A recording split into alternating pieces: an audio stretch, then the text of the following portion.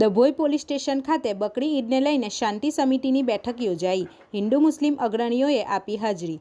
ડભોઈ આગામી પવિત્ર તહેવાર બકરી ઈદ ઈદુલ અઝહાની સમગ્ર પંથકમાં શાંતિપૂર્ણ, કોમી એકતા અને સૌહાર્દપૂર્ણ વાતાવરણમાં ઉજવણી થાય તેવા શુભ હેતુથી ડભોઈ પોલીસ સ્ટેશન ખાતે એક ખાસ શાંતિ સમિતિની બેઠકનું આયોજન કરવામાં આવ્યું હતું। ઉચ્ચ પોલીસ અધિકારીઓની અધ્યક્ષતામાં બેઠક। આ બેઠક ડભોઈ વિભાગના ડીવાયએસપી આકાશ પટેલ અને પોલીસ ઇન્સ્પેક્ટર કેટી પટેલના અધ્યક્ષ સ્થાને યોજાઈ હતી।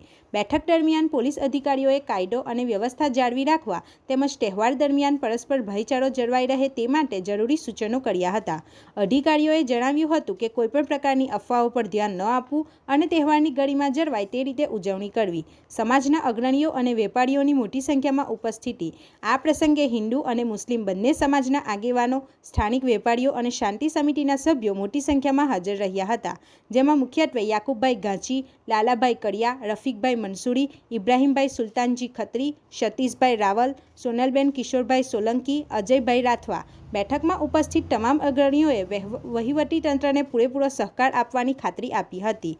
ડભોઈ હંમેશાથી કોમી એકતાનું પ્રતીક રહ્યું છે અને આગામી બકરી ઈદનો તહેવાર પર પરંપરાગત રીતે શાંતિ અને ઉત્સાહ સાથે ઉજવવામાં આવશે। રિપોર્ટર ફજર રજાક ખત્રી સાથે ગુજરાત અદ્ભુત ન્યૂઝ ગુજરાતી। આપણી આસપાસ બનતી ઘટનાના સમાચાર જોવા માટે ગુજરાત અદ્ભુત ન્યૂઝ ગુજરાતીને લાઈક કરો।